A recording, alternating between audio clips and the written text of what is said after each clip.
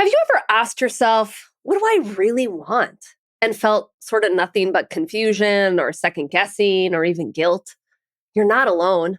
For so many ambitious working moms, that question feels overwhelming because life, motherhood, our culture has pulled us in so many directions that our own desires get buried beneath it all. In today's episode, I'm breaking down why this question, what do I really want, is so hard to answer, what keeps us disconnected from our own wants, and the powerful process I use with my clients to uncover clarity and direction.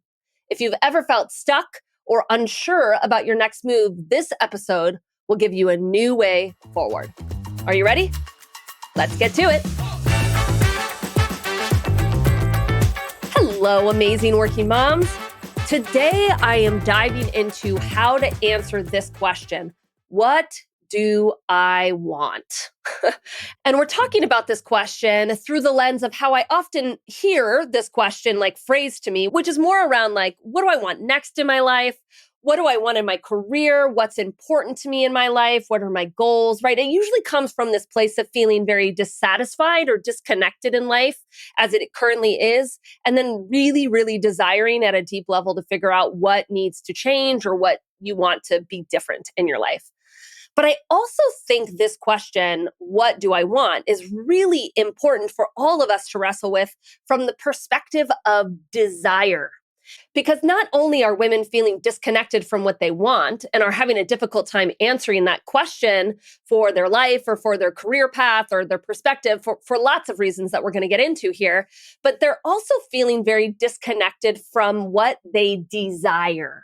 And desire and want are very similar words, but desire has passion to it, right? There's an intimacy with the word desire that I think is really powerful for us as women to be in touch with. What do we desire?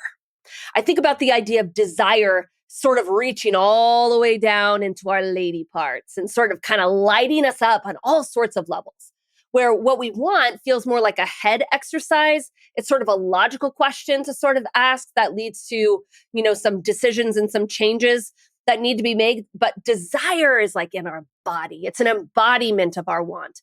And this question, what do I want or what I desire, is sort of a tricky one. It certainly has been for me in the past, which I'm going to kind of share a lot more of that story in a bit here. But part of the vision of what I want for this ambitious and balanced community for you is to help you figure out what lights you up, right? To help you get in touch with your desire, that embodiment of that desire. Because as I imagine a world of women that are lit up from their lady parts up, right, with what they desire and what they want, this world absolutely changes. And I get so excited to see women really tap into their desires and their wants. This question around what I want and what I desire, that's a tricky one. It certainly has been for me in the past. I'm going to share a bit more about that. But part of the vision of what I want for this ambitious and balanced community and the work that I do as a coach for women is to help you figure out what lights you up, to get in touch with the desire that you have for you in your life. Because as I imagine a world with more women that are lit up from their lady parts up, I absolutely believe that would change the world. And I get excited about women being able to tap into their desire and what they want so that they could answer for themselves big questions like, where do I want to take my career? What makes me happy? What are the big goals that I have for myself? But also kind of answer that in everyday life, to be able to name their wants and desires on a micro level and then live into those. On some level, when I think about women really tapping into what they want and what they desire, I see women becoming more decisive and having more unapologetic opinions. And lately, I've been sort of wrestling with this idea of opinions. When I turned 40, I had a series of really poignant questions with some really close friends of mine that told me that I was an opinionated person. And I sort of took offense to that at the time. And I've been wrestling with it for the last 3 years, ever since I turned 40, sort of digging into what does that really mean? But as I have really wrestled with it, what I figured out it means is that actually I'm opinionated because I know what I want. And I know what I desire and I know what I think, and I'm not afraid to say it. And really, at the end of the day, that's not a bad thing. So let's really dig in this episode to answering this question: what do I want, or what do I desire? And being able to understand a process of being able to answer that question ultimately for you. Okay.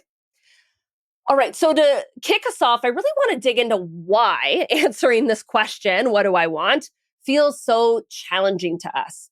And I want to sort of start here because I think a lot of women judge themselves for not having really clear answers to these questions, right?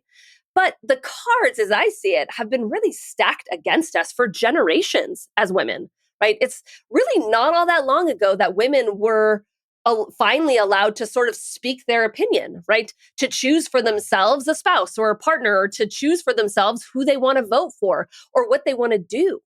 And one of my favorite stories of my grandmother was when she was on welfare. She was on welfare ultimately because she divorced her husband.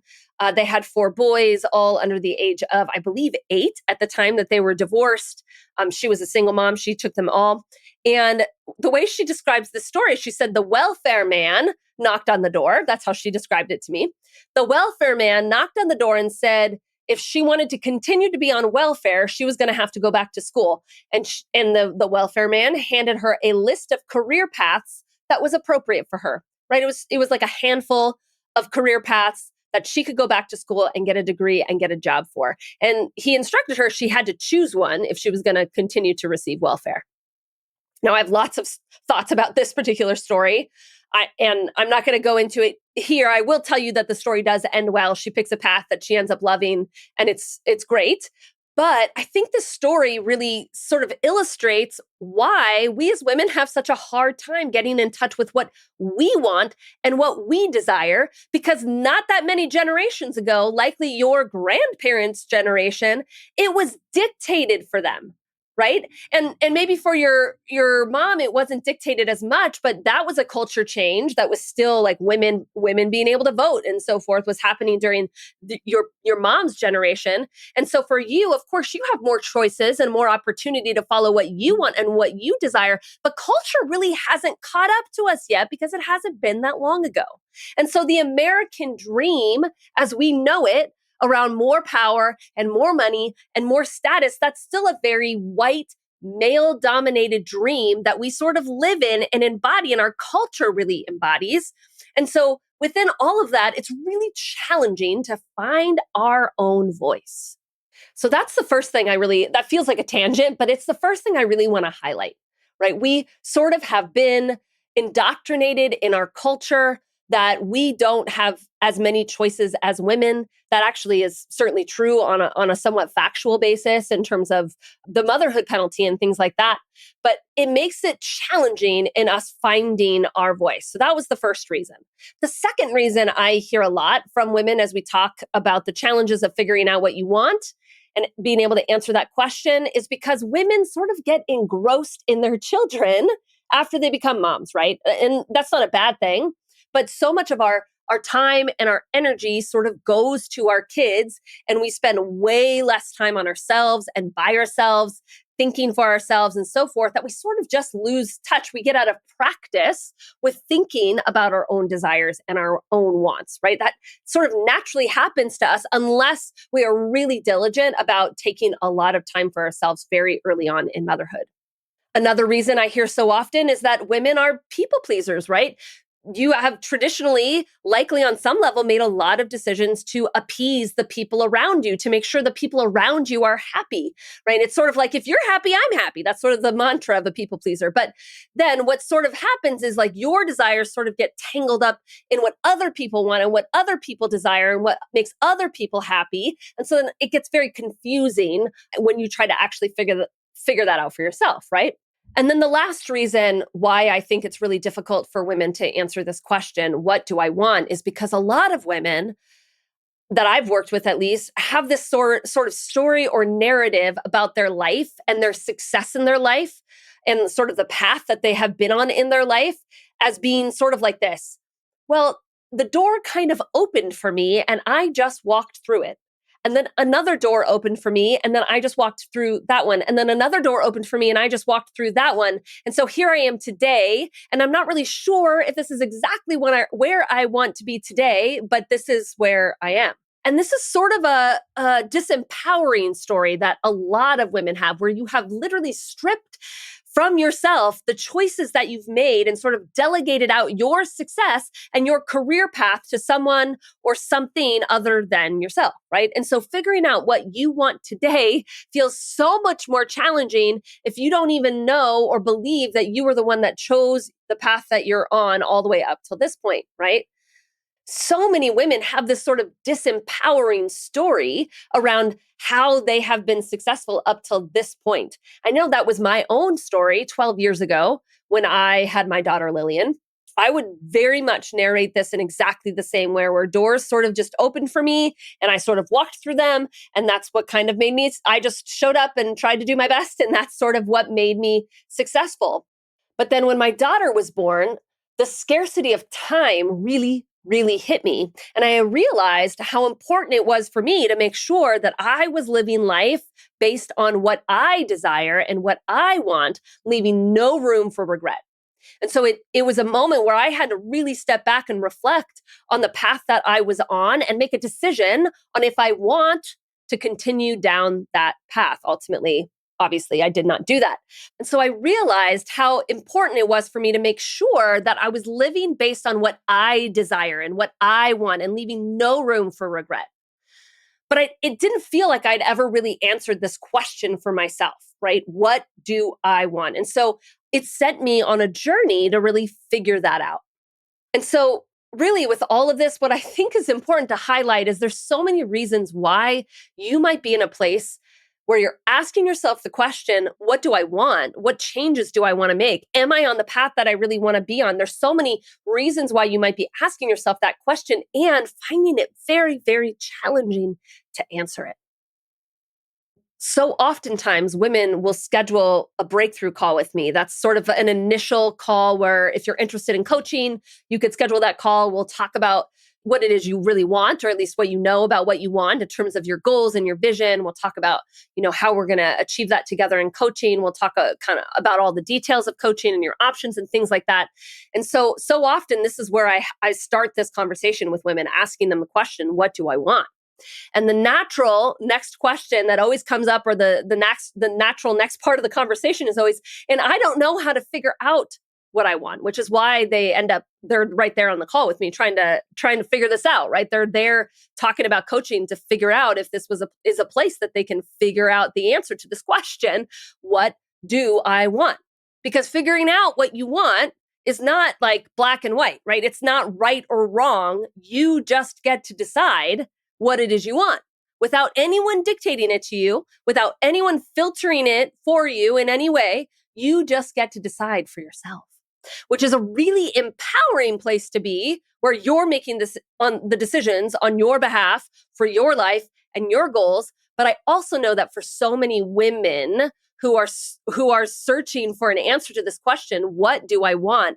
Recognizing that it is completely subjective, like you just get to decide what you want. That's a really paralyzing place to be too, because it means potentially that you could make a decision that doesn't kind of pan out in the way that you want, because there's no right or wrong to it, right? And so the problem I so often see for women is that they start searching for the answer to this question, what do I want? They start searching for it sort of outside of themselves, right? They start exploring next career moves, or what the right next job is, or going after some sort of passion project of some kind, or whatever they're thinking about doing, or pulling back and being a stay-at-home mom for a while. Whatever the changes they start thinking about those options, and then sort of hoping one of them sort of resonates with like their gut, right? Because we sort of associate rightness and our gut together, right? We sort of think we're on the right track. Yeah, that's in air quotes if you're watching me on YouTube. I mean, if you're not watching me on YouTube, but what's the right track? We sort of associate that with that sort of magical, peaceful, wonderful feeling that we want in our gut. But the problem is, your gut feeling is based in comfort. Your gut feeling is based on things that you've done in the past And in order to move forward with big changes in your life, or to make a big move, or to go after a dream, or to go after big ambitious goals, right? That's probably not going to feel very comfortable in your body, right? It's so you can't really lean into your gut in order to make that decision. But that's sort of how a lot of women come to me thinking that this is how it works, right? What I tell the women that I coach is that before we even can talk about what the right next move is for you in your career, and where you want to take your career path, and what changes you want to make for yourself, before we can even have that conversation, we need to get in touch with what rightness means to you. Like, we literally need to put words to rightness to you. That's literally the starting point. It's the anchor that you need. And rightness is not found outside of you. It's not going to be found in a quote, right job or a right next move. It is going to be found within your body. And so together in coaching, one of the things that we do right from the very beginning is we put words to describe rightness. And when you do that, decisions become a whole lot easier, because you can make decisions that feel more decisive. You know, they're kind of in line with your values and your goals and what it is you want at sort of this deep, deep level. And that's when you know it's right. So, how do you put words to rightness? That becomes the next question, right? Now, for me, 12 years ago, I went on my own little journey to figure out what was sort of right for me and what that meant for me. And it required me to zoom way out, right? It wasn't about what was right for me in that moment. It was about putting words to what feels kind of aligned with me and who I am. It was about what motivates me, what moves me forward, what I value, what I'm drawn to, what energizes me, right? These were the types of questions that I wrestled with over the course of almost a year, coming to a place where I finally had some words to really describe sort of this inner motivation, this inner desire within me. And ultimately, these are the same type of questions that I walk all my clients through in 3 very structured exercises that I like to call building your compass. You've probably heard me talk about that here on the podcast. It involves identifying your values, your core values, your identity, which is like how you want to impact this world, and then your purpose, which is about why you're here. And I call it your internal compass because it describes what you're all about. It describes almost your North Star. We're literally putting words to that North Star, that thing that moves you forward and what you're drawn to. And so those 3 exercises that I walk my clients through in building their compass, I want to say that over the last 8+ years that I've been coaching women, I use exactly the same 3 exercises. They've almost not changed at all. Because time and time again, my clients tell me how valuable these exercises were for them, and how they were truly valuable to me when I went through them 12 years ago myself, and ultimately kind of led me into coaching.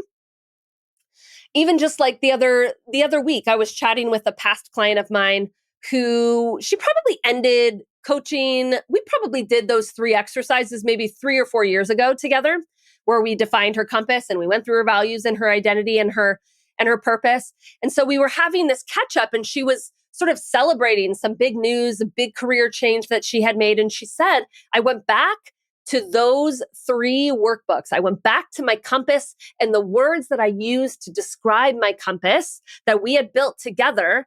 And it helped her feel really grounded and certain about the decision that she was making in her career. Right. And so we celebrated that. So let's bring this full circle. Okay. In order for you to really answer the question, what do I want? What do I desire next for myself? What's going to make me happy? What's going to ensure that I'm living regret-free, right? In order to answer those types of questions with any level of certainty, you need to be in touch with what you want and what you desire at a much deeper, more human compass level. You need to know what motivates you. You need to know what lights you up. You need to know what energizes you. You need to know what moves you forward. Because when you know all of that at that deep compass level, your next career move or change is going to feel so much clearer to you. So let me give you an example of how this works. And I'm going to just talk about my own journey with this. So 12 years ago, when I went through developing my own compass, I kind of pieced together a bunch of things, a bunch of words. I did some of these exercises myself, but at the end of the day, I had these words that described me at this sort of core compass level. Okay. So when I had those words, I started to notice a theme within them, right? And this is something that I help my clients start to see as we identify all these things. We start drawing on themes and putting themes together and understanding how all of these things sort of fit together. So I saw this theme that said, I care more about people than I do about what I do. And that felt so true to me at that point, right? So I had worked very first out of college, I was in theater. I have a theater arts degree. That was my first degree. And so I worked in theater for about 6 years. And it wasn't really the love of arts or the love of theater that kept me there. It was the people that I worked with. And then after that, after I left theater, I went into the event industry and I was hosting 20, 30,000 person events. And I did that for another 6 years. But that was a really cool job. But at the end of the day, what I really cared about was not really putting on great events. That didn't really motivate me. It was the people that I worked with. And then if I looked outside of my career at countless examples of people and women and youth that had asked me to mentor them, I loved running the internship like mentorship programs that I had at various jobs. It was all about developing people. I loved people. And so as I was building my compass and looking at all of these words that really describe like an inner version of me, it was so apparent to me that what my next move in my regret-free life was going to be was I needed to focus on people, right? And I had that language now to sort of describe me because I had done this really hard work of defining my compass and my inner desires and motivations.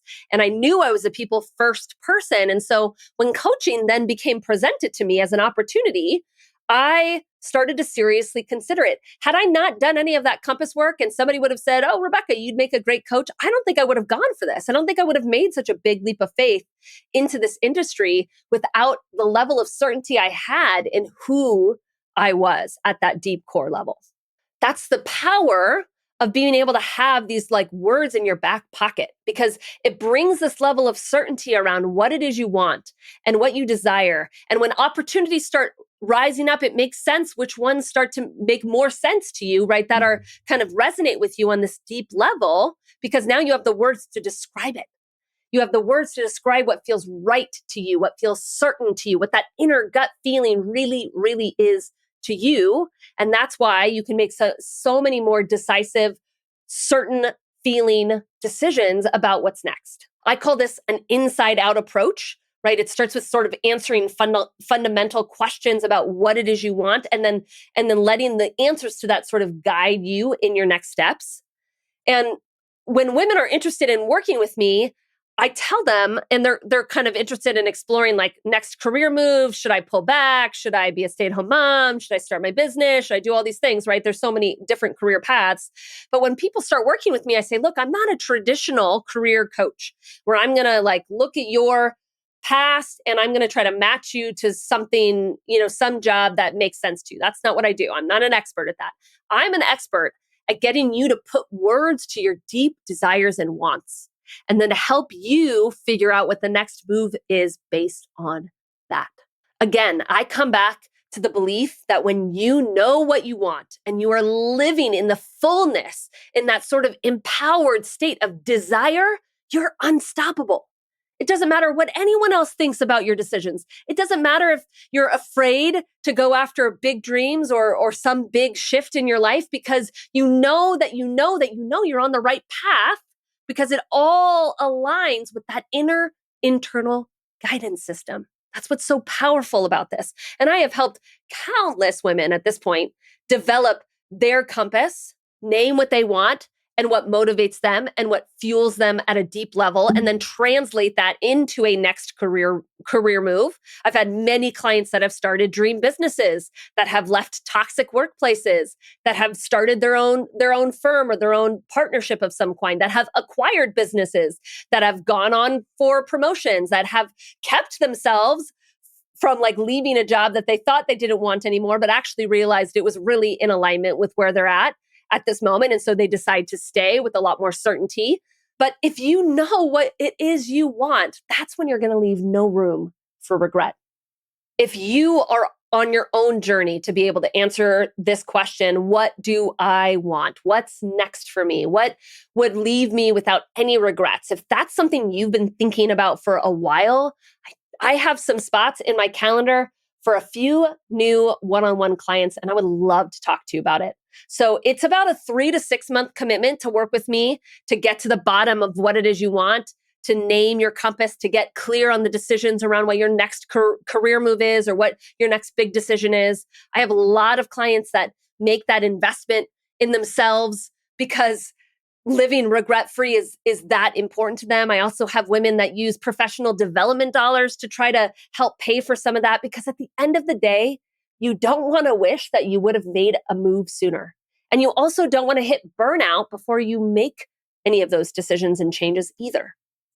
Now is always the time to take back control of your life, of your career path, of your goals in life, and what feels right to you and how you narrate your story.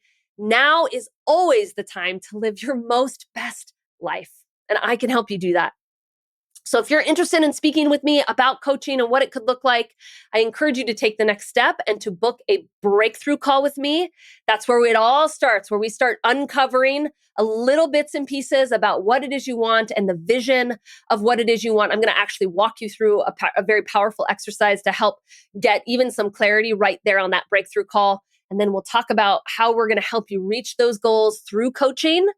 And we'll talk about all the details. Okay, so to book your free breakthrough call, you can go to RebeccaOlsonCoaching.com/book. And that's going to take you right to my calendar. You can find an appointment right there in my calendar. And then it's going to have you fill out a prep form that's going to help me get to know you a little bit about where you're at and what you're thinking about with coaching, what your goals might be. And then, of course, we're going to get really clear on that when we actually speak on that call. All right, working moms, you can answer this question. What do I want? Don't stay confused. It takes getting in touch with that inner deep part of you, that desire that is within you, that is connected to a sense of rightness for you. And I can help you get there. All right, working moms, until next week, let's get to it. The next step to getting unstuck and having more days where you bounce out of bed feeling certain that you're doing exactly what you want to be doing, regaining your confidence, ending all of that negative chatter in your head, is to book a free breakthrough call. This is a strategy call where I will guide you through setting a vision for the life that you want to lead as a working mom, and then I'll lay out a plan for exactly how we will achieve that together through one-on-one coaching. You can book that call by going to RebeccaOlsonCoaching.com/book. All right, working moms, let's get to it.